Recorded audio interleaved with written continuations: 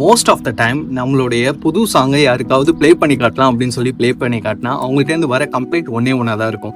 நம்மளுடைய vocal track சரியாக கேட்கல, மியூசிக் தான் ஜாஸ்தி கேட்குது அப்படின்னு சொல்லி அவங்க கம்ப்ளைண்ட் பண்ணுவாங்க. இதை கேட்கும் போது உண்மையிலேயே மனசு கஷ்டமாக இருக்கும். ஏன்னா கஷ்டப்பட்டு நம்ம ஒரு சாங்கை கிரியேட் பண்ணி மிக்ஸ் பண்ணி அதை போட்டு காட்டும் போது இப்படி ஒரு கம்ப்ளைண்ட் வந்துருச்சு அப்படின்னு சொல்லி ரொம்ப கஷ்டமாக இருக்கும் ஆக்சுவலாக. ஆனால் இந்த ப்ராப்ளமை தீர்க்கிறதுக்கு ஒரே ஒரு கல்ப்ரேட்டை பற்றி நம்ம கிளியராக புரிஞ்சுக்கிட்டா போதும்.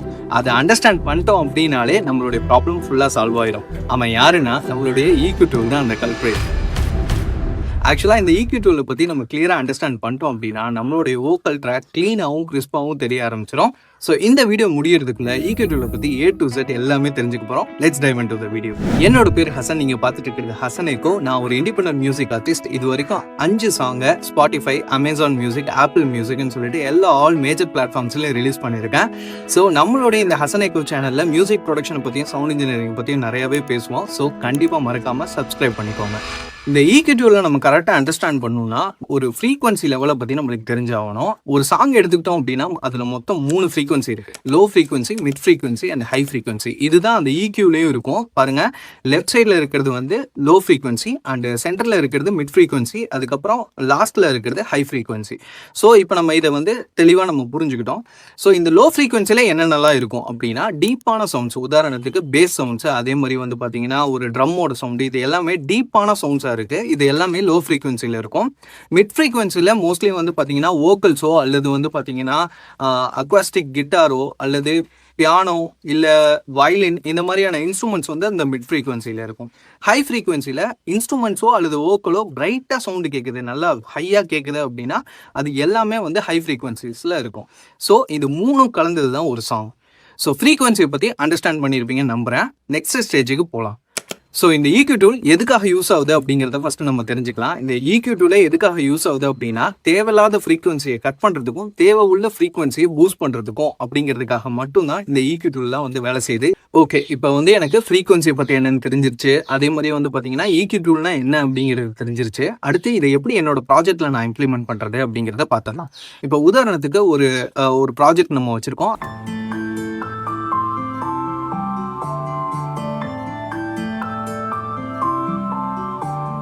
ஒவ்வொன்றா நம்ம ப்ளே பண்ணி கேட்டு எது லோ ஃப்ரீக்வன்சி இன்ஸ்ட்ருமெண்ட்ஸு, எது ஹை ஃப்ரீக்வன்சி இன்ஸ்ட்ருமெண்ட்ஸு, எது வந்து மிட் ஃப்ரீக்வன்சி இன்ஸ்ட்ருமெண்ட்ஸ் அப்படிங்கிறது வந்து நம்ம ஃபைண்ட் அவுட் பண்ணிடுறோம்.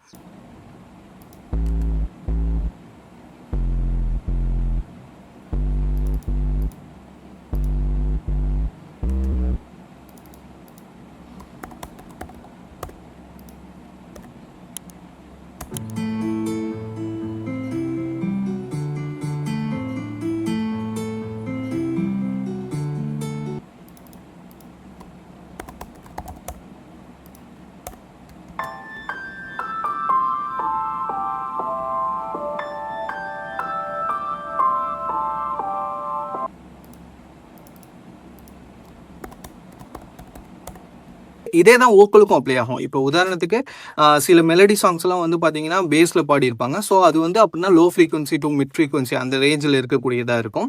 இல்லைனா கொஞ்சம் ஹையாக பாடியிருப்பாங்க, அதெல்லாம் மிட் ஃப்ரீக்வன்சி டு ஹை ஃப்ரீக்வன்சியில் இருக்கக்கூடிய அந்த சவுண்ட்ஸாக இருக்கும். ஸோ இதையுமே நம்ம வந்து என்ன செய்யணும்னா கரெக்டாக ஃபைண்ட் அவுட் பண்ணி நம்ம நோட் பண்ணி வச்சுக்கணும். இப்போ நம்ம EQ பண்ண ஸ்டார்ட் பண்ணிடலாம். உதாரணத்துக்கு ஒரு லோ ஃப்ரீக்வன்சி ட்ராக் வந்து நான் எடுத்தாச்சு.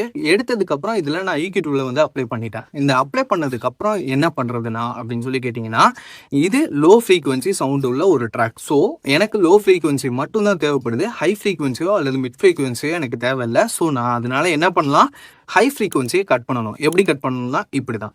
ஆக்சுவலாக அதில் ஒரு ஸ்லைடர் கொடுத்துருக்காங்க. அந்த ஸ்லைடரை நம்ம அப்படியே கொஞ்சம் கொஞ்சமாக அட்ஜஸ்ட் பண்ணோம்னா எந்த அளவுக்கு மிட் ஃப்ரீக்வன்சியும் ஹை ஃப்ரீக்வன்சியும் நம்ம கட் பண்ணணும்னு நினைக்கிறோமோ அதை அந்த அளவுக்கு மட்டும் கட் பண்ணிக்கலாம். ஸோ இப்போ நம்மளுடைய லோ ஃப்ரீக்வன்சி ட்ராக்ல இருக்கக்கூடிய மிட் ஃப்ரீக்வன்சி அண்ட் ஹை ஃப்ரீக்வன்சியை நம்ம அப்படியே கட் பண்ணிட்டோம். லோ ஃப்ரீக்வன்சி மட்டும்தான் இப்போ இதில் கேட்குது.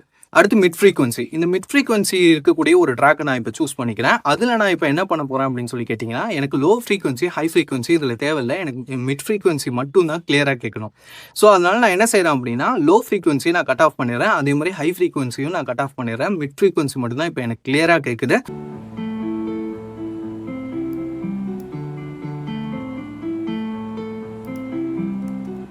அடுத்து இதே தான் அப்படியே ஹை ஃப்ரீக்வன்சிக்கும் அப்ளை ஆகும். ஹை ஃப்ரீக்வன்சியில் இருக்கக்கூடிய ஒரு ட்ராக் எடுத்துக்கிறோம். அதில் வந்து பார்த்தீங்கன்னா லோ அண்ட் மிட்டை நம்ம கட் ஆஃப் பண்ணிடுறோம்.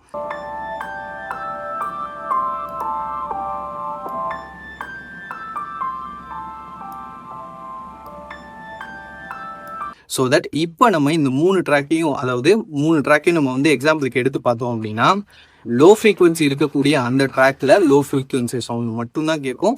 மிட் ஃப்ரீக்வன்சி இருக்கக்கூடிய ட்ராக்ல மிட் ஃப்ரீக்வன்சி மட்டும்தான் கேட்கும். அண்ட் ஹை ஃப்ரீக்வன்சி இருக்கக்கூடிய ட்ராக்ல ஹை ஃப்ரீக்வன்சி மட்டும்தான் கேட்கும். இப்போ நம்ம இதை ப்ளே பண்ணி பார்க்கும்போது கிளியராக இருக்கும், கிறிஸ்பாக இருக்கும்.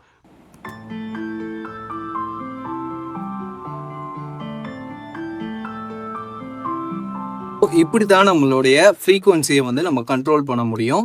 ஸோ இப்போ நல்லா புரிஞ்சிருக்கும்னு நினைக்கிறேன். 20 ட்ராக் இருக்குன்னா அந்த 20 ட்ராக்குமே ஒவ்வொன்றா கேட்டு நம்ம என்ன பண்ணுறோம், எது எது தேவையோ அந்தந்த ஃப்ரீக்வன்சியை மட்டும் நம்ம வச்சுக்கிட்டு பேலன்ஸை நம்ம கட் ஆஃப் பண்ணுறது மூலிமா ஒவ்வொரு சவுண்டும் ரொம்ப கிறிஸ்பாகவும் கிளியராகவும் கேட்கும் அப்படிங்கிறது அண்டர்ஸ்டாண்ட் ஆகிருக்கும் உங்களுக்கு.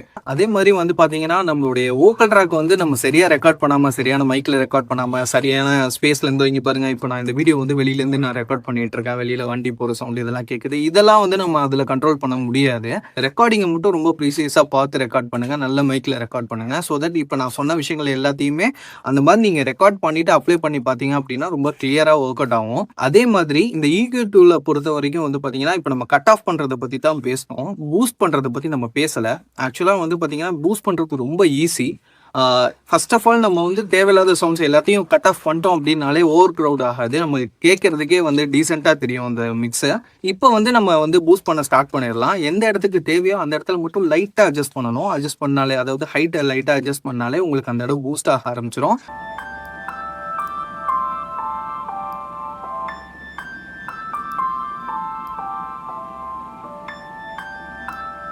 ஸோ இவ்வளோ தான், ரொம்ப ஈஸியாக நம்ம வந்து பூஸ்ட் பண்ணிட்டோம். இப்போ எந்த சவுண்டு வந்து உங்களுக்கு நல்லா கேட்கணும்னு நினைக்கிறீங்களோ அதை மட்டும் லைட்டாக பூஸ்ட் பண்ணிக்கோங்க. அண்ட் முக்கியமான விஷயம் என்ன அப்படின்னா, ரொம்ப டீசெண்டாக அட்ஜஸ்ட் பண்ணிட்டே வாங்க. ரொம்ப டக்குன்னு வந்து இப்போ லோ ஃப்ரீக்வன்சி சவுண்டு தான் எனக்கு தேவைப்படுதுன்னு சொல்லிட்டு மொத்தமாக நீங்கள் வந்து குறைச்சி லோ ஃப்ரீக்வன்சி மட்டும் கேட்குற மாதிரி வைக்காதீங்க.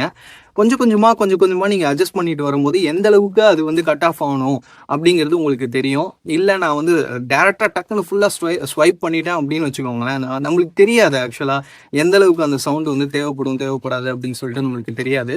ஸோ ட்ரை பண்ணி பாருங்க.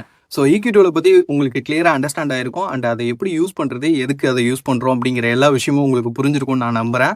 ஸோ இந்த வீடியோ உங்களுக்கு பிடிச்சிருந்துச்சுன்னா கண்டிப்பாக லைக் பண்ணுங்கள். அதே மாதிரி சப்ஸ்கிரைப் பண்ண மறந்துடாதீங்க. இது வரைக்கும் நம்மளுடைய சேனலை சப்ஸ்கிரைப் பண்ண எல்லாருக்கும் மிகப்பெரிய தேங்க்ஸ். அண்ட் இந்த வீடியோ பார்த்துட்டு தான் சப்ஸ்கிரைப் பண்ண போகிறீங்க அப்படின்னா அட்வான்ஸாக இப்போவே நான் தேங்க் பண்ணிக்கிறேன். See you on the next video. Bye.